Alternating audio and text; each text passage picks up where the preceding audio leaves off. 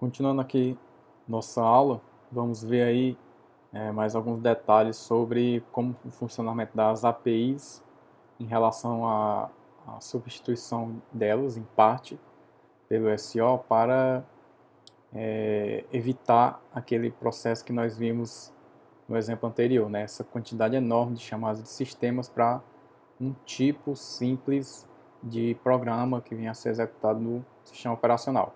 Aqui nós vimos como é que funciona a chamada de sistema, nós vimos que ela é composta por um tipo de retorno, a função, o nome da função que vai ler, vai fazer a execução do arquivo, no caso aqui a read file, e a quantidade de parâmetros necessários para que essa função seja executada. Então nós temos aqui vários parâmetros, cada um deles aí tem uma funcionalidade, vocês podem ver posteriormente no livro. Vamos ver aqui algumas, por exemplo, essa handle file tem por funcionalidade buscar o arquivo que vai ser lido. Aí tem essa daqui também, que é a the word bytes to read, a quantidade de bytes a serem lidos no buffer de memória. Como tem outras aí que são os parâmetros necessários para essa função de read file, tal qual uma função normal de programação em qualquer outra linguagem.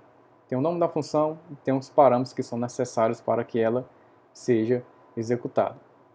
Estou falando isso porque lá na frente nós vamos precisar delas para ver que existem alguns tipos de chamadas de sistema e como que elas funcionam em relação a esses parâmetros. Então, como é que funciona a implementação das chamadas de sistema, né? A interface das chamadas de sistema invoca a chamada de sistema pretendida no kernel do SO, a qual retorna o resultado. Nós vamos já ver a execução dessa, uma imagem que ilustra esse processo, tá? Então, a chamada de sistema faz o meio caminho. Ao invés de eu ter que comunicar diretamente com as chamadas de sistema, eu vou executar através de uma API que vai fazer invocação daquela chamada de sistema, facilitando e muito, no caso aqui, para o chamador, né, não precisar saber nada sobre a implementação da chamada de sistema em si. Vai precisar saber apenas qual é aquela API, qual a função dela, e depois todo o trabalho vai ser direcionado pela API lá na chamada de sistema, na camada mais abaixo do sistema operacional. Sem que a API só precisa obedecer, né, e entender o SO irá realizar a resposta à chamada. Só precisa executar a API, por exemplo, temos aqui de executar a API para ler um arquivo. Tudo o que acontece aqui, a API vai fazer isso aqui, porém vai fazer uma comunicação direta com o SO lá na camada do kernel. E tudo que for feito com a camada do kernel é responsabilidade aí do SO, você não precisa se preocupar com o que acontece a partir daquele ponto. Então, grande parte dos detalhes da interface do SO são escondidas dos programadores pela API. Então, você, como programador, não precisa saber qual a chamada de sistema vai ser executada para ler um arquivo, qual a chamada de sistema vai ser executada para executar um arquivo. Você não precisa saber isso, você precisa que tenha aquela API, que tenha aquela funcionalidade específica, e o restante vai ser feito pelo SO. Então, a API vai ser esse meio de caminho aí para executar as funcionalidades que são requeridas. Então, a parte aqui importante em relação ao destaque das chamadas de sistema e a utilização delas nas APIs é justamente isso aqui, ó, esconder detalhes. Os detalhes serão escondidos dos programadores pela API que vai executar lá o que for necessário. Então, vamos dar continuidade aqui. Então, aqui tem a figura que ilustra justamente o que fala aqui no slide anterior. Você tem a aplicação de usuário e ele vai executar, por exemplo, aqui a funcionalidade, uma API para abrir um arquivo, executar essa função aqui. Então, aqui nós temos a camada, nós temos aquela divisão dual lá, né, do sistema operacional. Nós temos a divisão aqui entre modalidade usuário e modalidade kernel, tá? Então, aquela camada dual, até aqui a aplicação do usuário vai estar utilizando a nossa API que vai executar essa função aqui, de abrir um arquivo, por exemplo.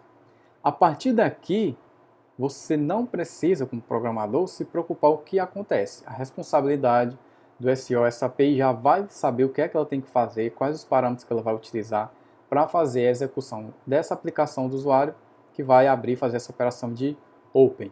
Então, a partir da parte mais inferior aqui, a modalidade kernel, vai ser executada aqui uma fila, uma pilha, e a implementação da chamada de sistema Open vai ser executada lá juntamente com o que tiver os parâmetros que sejam necessários para ser executados essa chamada, e isso tudo é implementado somente pelo SEO. Depois ele retorna para outra camada do usuário e retorna a resposta, que seria, por exemplo, clicar em um aplicativo, pegar do HD e abrir, trazer para a memória e trazer e abrir para o usuário ver aquela aplicação funcionando. Então, a função da API é justamente essa: gerar um meio de caminho, onde eu não preciso me preocupar o que está correndo pela parte, pelo back-end da minha função, né? da minha execução, utilizando, no caso, as chamadas de sistema. Não preciso que aconteça, eu já tenho a implementação dela, já serve para aquilo especificamente, e vai lá e executa. E aqui nós temos também outro exemplo de como seria um programa em C simples, né? Nós temos aqui o cabeçalho do programa em C, executando aqui o método principal. E o que acontece, por exemplo, o que é que acontece por trás quando eu chamo a função printf, né?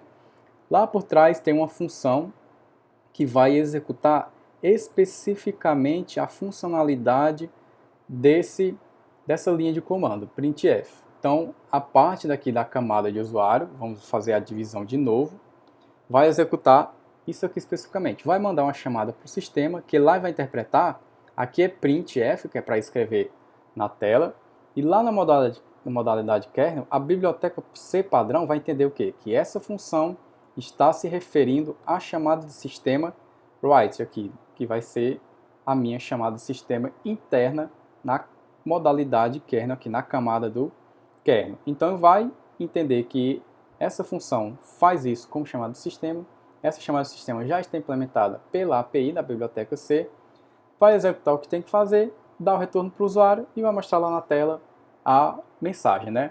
Então é assim que funciona o processo da execução de uma funcionalidade, né, de uma aplicação que utiliza a API. Essa API já está implementada utilizando as chamadas de sistema necessárias para que sejam executados. No caso aqui, a chamada sistema write, que vai fazer o que seja necessário para escrever na tela, e retorna para o usuário. Ele não tem que se preocupar como é que funciona essa aqui. Essa parte aqui inferior vai ser problema aí do sistema operacional. E lembra que eu falei lá no começo sobre passagem de parâmetros nas chamadas? Existem 3 tipos de passagem de parâmetros nas chamadas de sistema, né? O que acontece? Existe o tipo simples, quer passar parâmetros em registradores. Então, eu vou passar aqueles parâmetros lá das minhas funções diretamente para os registradores, né? Que está lá no topo da hierarquia de memória. Depois eu posso passar por bloco. O endereço do bloco é passado como parâmetro em um registrador. E nós vamos utilizar esse bloco quando? Se lembra que os registradores são recursos escassos, né? Um tipo de memória de alta velocidade que está interna aos processadores. Dependendo da quantidade de parâmetros que tem na minha função, eu não vou ter registradores suficientes para eles. Então, o que é que eu faço? Eu agrupo eles em blocos e, ao invés de eu passar para cada parâmetro um registrador, eu passo para os registradores um bloco de parâmetros. Então, consigo reduzir aí a quantidade de parâmetros que são a quantidade de endereços de memória que são utilizados para fazer referência àqueles registradores. Então, eu organizo os meus parâmetros em bloco e depois eu passo o endereço do registrador, ao invés de ter para cada registrador ter um parâmetro que consumiria muito rápido a quantidade de vezes que eu me comunico aqui utilizando as passagens, as chamadas de sistema, né?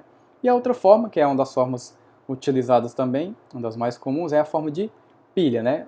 Os parâmetros são empilhados pelo programa e removidos ou desempilhados aqui utilizando as funções push ou função pop, desta pelo sistema operacional. Então o sistema operacional vai organizando aí da melhor forma possível quem vai ser colocado na ordem da minha pilha, quem vai ser desempilhado e assim sucessivamente ele vai fazendo a troca das minhas chamadas de sistema dentro da minha memória principal. Então nós temos aqui um exemplo por que é que se utiliza, né, a passagem de parâmetros utilizando bloco ao invés de registrador, justamente por causa daquela situação. Os meus registradores, eles são limitados. Então, se eu tenho lá X parâmetros, a chamada, tem 25 parâmetros, mas só tenho disponível 10 registradores. Então, ele vai carregar o endereço da chamada de sistema X e vai organizar ele aqui em uma tabela. Vai ser uma tabela com todos os parâmetros que fazem parte daquela chamada. E ao invés de direcionar de parâmetro por parâmetro para registrador por registrador, ele direciona aqui para um bloco e com isso eu consigo manter uma comunicação coerente e utilizar de forma mais eficiente possível esse recurso escasso que é o registrador. Então o programa de usuário faz essa parte e o sistema operacional vai organizar isso aqui dentro das minhas chamadas de sistemas da melhor forma possível, seja em bloco, seja em pilha, ou seja daquela forma simples aqui de registrador para registrador. Geralmente as mais utilizadas são a forma de pilha ou a forma, dependendo do sistema operacional, se ele é monotarefa ou multitarefa, ele vai utilizar essa forma aqui de pilha ou bloco, né, ou utilizando tabelas, que seria a mesma coisa de bloco e tabela. Então, dentro do sistema operacional, ainda existem outros tipos que são de chamadas de sistema, né? Existem vários tipos de chamadas de sistema. Existe as chamadas de sistema para controle de processos, gerenciamento de arquivos, gerenciamento de dispositivos, manutenção da informação, comunicação e proteção. Nós vamos ver cada uma delas aqui de forma que possa ficar entendido quais são esses tipos de chamadas de sistema e o que é que elas executam. Beleza? Vamos deixar aqui para a próxima aula.